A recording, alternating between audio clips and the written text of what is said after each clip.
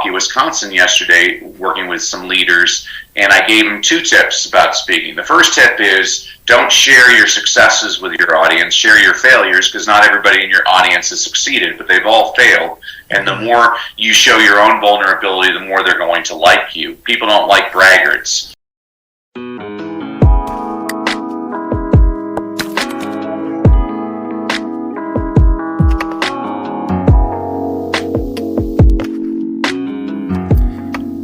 Are important for the heart, mind, and soul. Welcome to another inspiring episode of Podcast with SHEILA, the podcast that is spreading positivity around the world by sharing inspiring life experiences. Today's guest, Dr. Danny BRASSELL, is a highly sought after speaker, trainer, and coach known as Jim Carrey. He has spoken to over 3,000 audience worldwide and authored 16 books, including his latest, Leadership Begins with Motivation. He is a co-founder of The Reading Habit, the world's top reading engagement program, and today we are discussing the importance of reading with regards to success, leadership development, personal development, and if there is time, a few insights on parenting. Hello, Danny, and welcome to Podcast with SHEILA.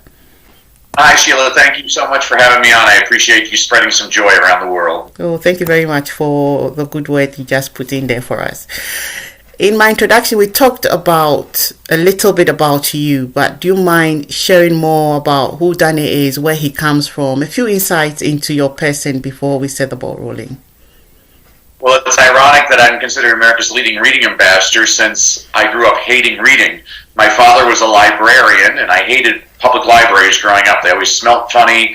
The furniture was always uncomfortable. There was always some elderly woman telling me to be quiet. There was always some homeless guy who thought he was a vampire hanging out by the bookshelves. I hated libraries, and it wasn't until I started teaching in the inner city and I saw that a lot of my students didn't have the advantages that I had growing up, and I said, shame on me. I mean, I grew up lower middle class, but we always had food on the table. I had both parents in my home, and my parents always read to us kids, in front of us kids, and we had plenty of access to reading materials. And so when I saw that not all kids have that, it became really a passion, a mission for me to really spread the joy of reading to people of all ages around the world.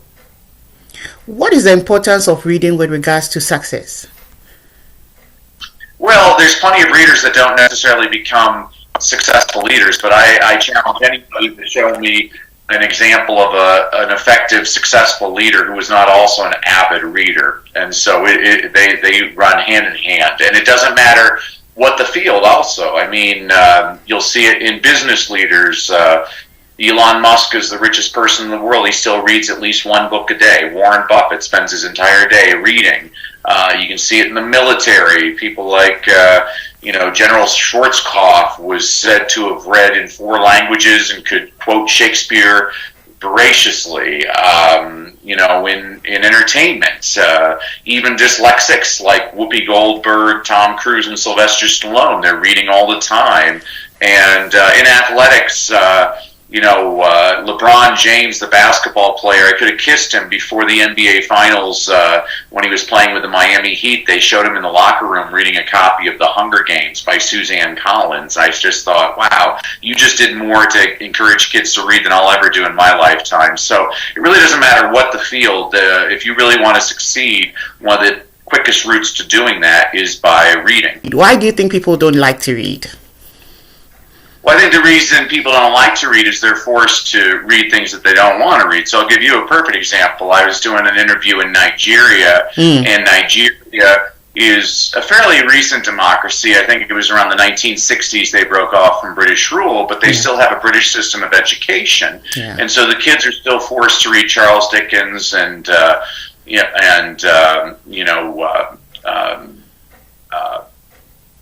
William Shakespeare.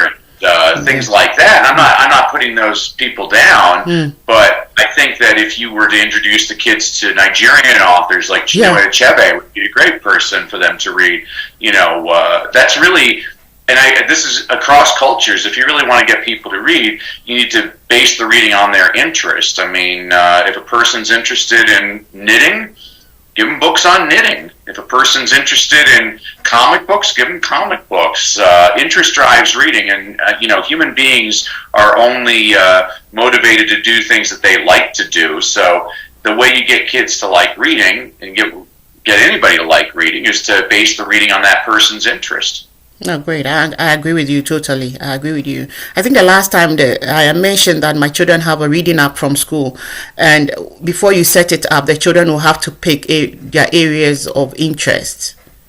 So those are the books that pop up on the app, and then it gets them to read. So that totally makes sense. Yes, that totally makes sense, and I agree with you on that. So how can reading be made a lifelong habit?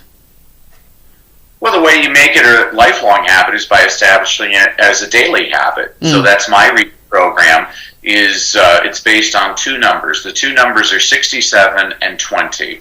And so we'll examine them one at a time. The first number is 67. A lot of people will tell you it takes 21 days to change a habit. And to those people I say, show me the research on that. It's a completely fabricated number, and I know exactly where the number comes from. It comes from a wonderful book written in 1960 by Dr. Maxwell Maltz called Psycho-Cybernetics. Now, Dr. Maltz was a plastic surgeon, and in the preface of the book, he said that he observed it took most of his patients about 21 days to get used to their new face. Well, a lot of personal development gurus, a lot of people that I respect, by the way, started telling people it takes 21 days to change a habit. And that number is completely based on no research. Yeah. Well, researchers at the University of London in 2009 did a habit formation study, and they determined it took anywhere from 18 to 254 days to change a habit, and the average was 66 days. Well, I don't like the number 66, so I threw in a bonus day, 67 days.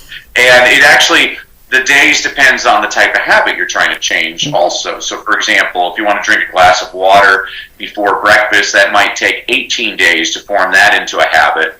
But if you want to quit smoking, that's going to take 254 days to change that habit. And here's why this is important, Sheila. Yeah. Let's say you go on a diet and you follow it religiously for 21 days, but then on day 22, you fall off the wagon and you go back to your old habits.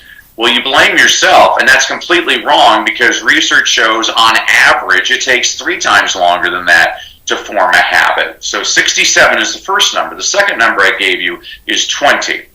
So researchers were trying to find similarities in successful students around the world, and they stumbled upon something that just baffled them.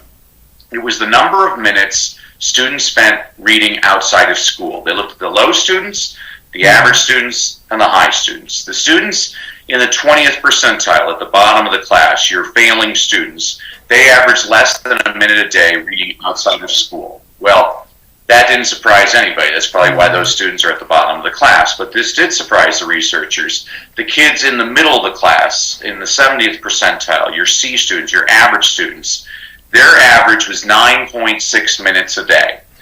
And so when I'm doing a live training with parents, this is when the room gets really quiet and the first parent raises their hand and says, wait a second, are you telling me if I can get my kid to read 10 minutes at home every single day, I can take him from an F to a C? Yeah. That's exactly what I'm saying. There's a lot of research to support this, but this baffled the researchers even more.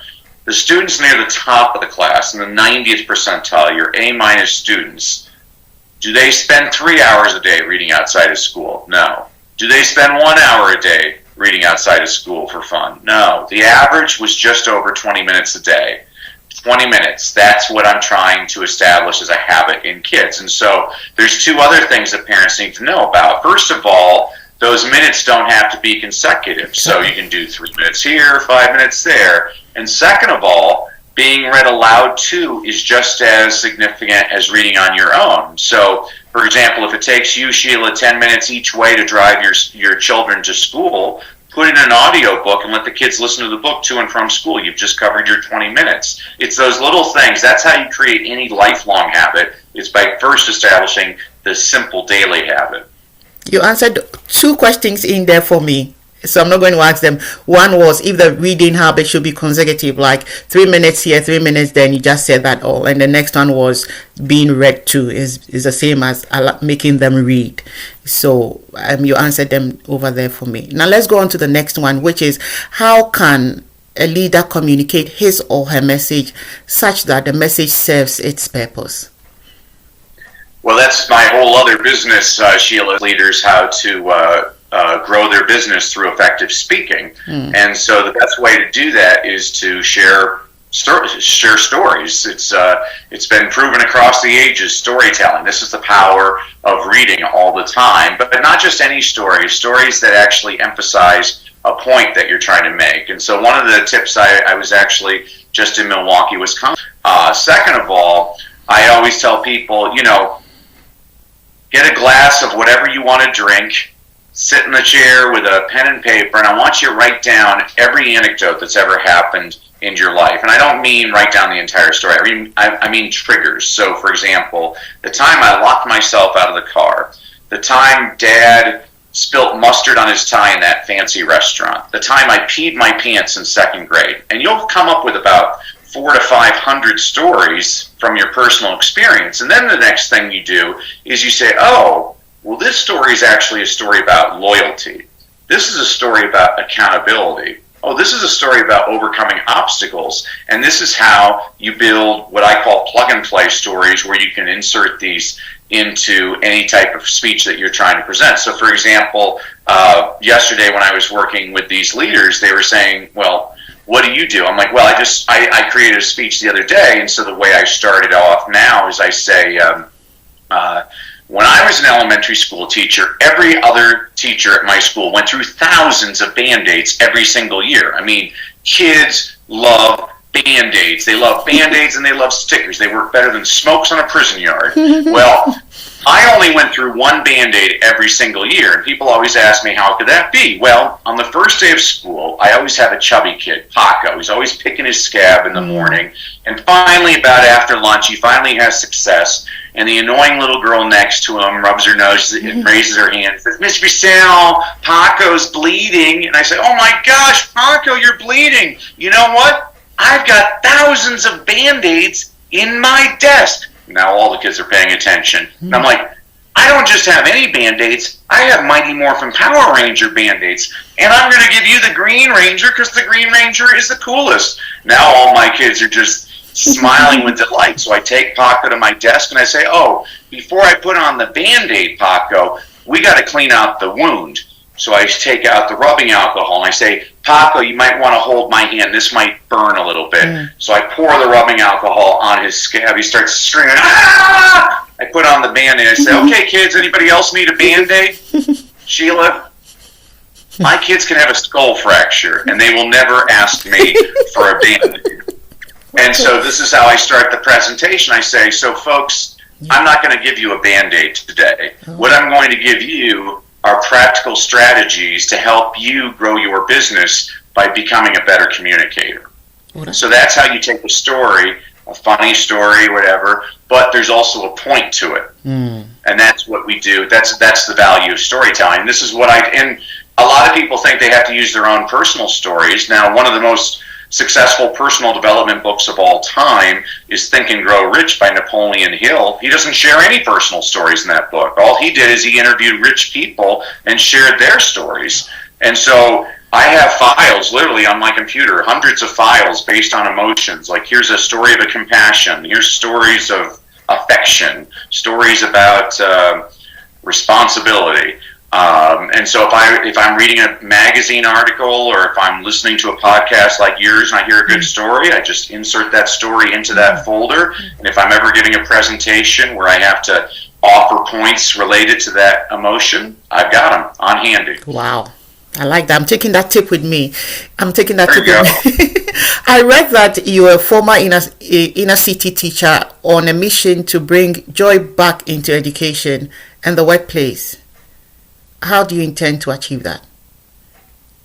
Well, here's a tip for everybody listening is turn off the TV news and read a funny children's book or listen to a positive podcast like this. I mean, the world's too negative nowadays. Yeah. One of my mentors used to say, the same today as you will be in 5 years except for two things, the people you meet and the books you read. So be wise and surround yourself with people that lift you up and make sure you're only reading things that are going to be positive. You are what you focus on. If you always focus on the problem, well, you become the problem. If you start focusing on the solution, you can become the solution. So please be part of the solution is what I urge everybody listening today. I like that. Be part of the solution. I like, in today's world, what is the best advice we can give to parents with regards to parenting as we get ready to wrap up? Well, I'll give you a couple of tips. I have 3 children of my own, and it was either Socrates or Keanu Reeves who once said, "You need a license to fish, a license to drive a car, but any idiot can become a parent." Well, now that I'm a parent, that's been proven true. But in defense of parents, nobody gives them a manual at the hospital. Yeah. And so the entire point of my reading program is to share tips with parents on ways to get their kids excited about reading. Because the more excited we can get kids to read, the more likely they are to read, and the more they read, the better they get. I mean, I think schools do an adequate job of teaching kids how to read. But the question I always ask people is, what good is it teaching a kid how to read if they never want to read? I teach kids why to read because I've never had to tell a kid, go watch TV. Yeah. I've never had to tell a kid, go play a video game. And I never want to have to tell a kid, go read a book. I want them to choose to do it on their own because they enjoy it. And so one of the quick tips, here's for a great tip for everybody in your audience, is I have a feeling that television is here to stay. And I don't believe in battling different forms of technology. I believe in embracing different forms of technology. And so one of the tips I give parents is turn on the closed captioning on your television so there's subtitles. And a lot of people will say, well, wait a second, the subtitle is in English and the show is in English. What good does that do? I'm like, well, that's a fair point, but let me make a point. Have you ever watched a show with subtitles and not looked at the subtitles? That's very difficult to do. Your brain is drawn towards that text. There's actually research to support this. If you look at reading scores around the world, the more kids watch TV, the lower their reading scores are in every single country of the world except for one. The country where kids watch the most TV has the highest reading scores in the world. It's Finland. And people always ask, well, how can that be? I'm like, well, Finland makes really bad TV shows. And so what they have to do is they import all these old American sitcoms like Happy Days and Welcome Back, Kotter and Gilligan's Island, and they translate them, and the kids are reading the subtitles all the time. So that's an easy one for everybody out there. I have 3 children of my own, and each of my children and I are reading a different book together. You know, that time spent reading together is very valuable. So my oldest daughter and I are reading a fantasy series together. My son is interested in the Civil War, and so we're reading The Killer Angels by Michael Schirra. And then my youngest daughter, for some reason, she likes literature, so we're actually reading Oliver Twist by Charles Dickens. And then my wife and I, she's interested in the Outlander series by Diana Gabaldon, so we read those together. And then one more tip, when I'm trying to establish habits even with my own children, even when my kids were little, I knew that they were going to watch TV, but we set up a rule in my house, is that they can't turn on the TV. The price of admission is they have to bring me something to read before we turn on the TV. And so when they were little, they'd bring me a children's picture book, and we'd read the book, and then they could watch all the TV they wanted, no problem. Now my children are older, and so they'll maybe bring me their iPad and bring me an article they want to read online, or they'll bring me a magazine or a newspaper article or something like that. So those are some real simple tips. These are the types of tips I'm always sharing with parents on ways to get your kids excited about reading at home. My God, that's brilliant, and is a good thing you've done with the TV bit, and I think I'm going to take that with me as well. But I think last week you had just mentioned picture books, and I remembered my little girl, she's 6, she came to me and she said, I'm not reading picture books anymore. This is where it ends. And then I've moved on to adult, not like adult books, but books without pictures was what she meant. And I commended her for that. So that's a good one there. But I want to ask you, what is the most memorable thing you've done in your life you'd like to share with us?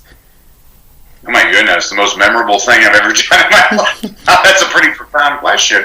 I actually have no idea how to answer that. I love to travel, and so there's moments that, I love to talk. And every now and then I come across a place which is so spectacular, it shuts me up, and I'm just amazed and in awe of what God has done. So I'll give you several examples.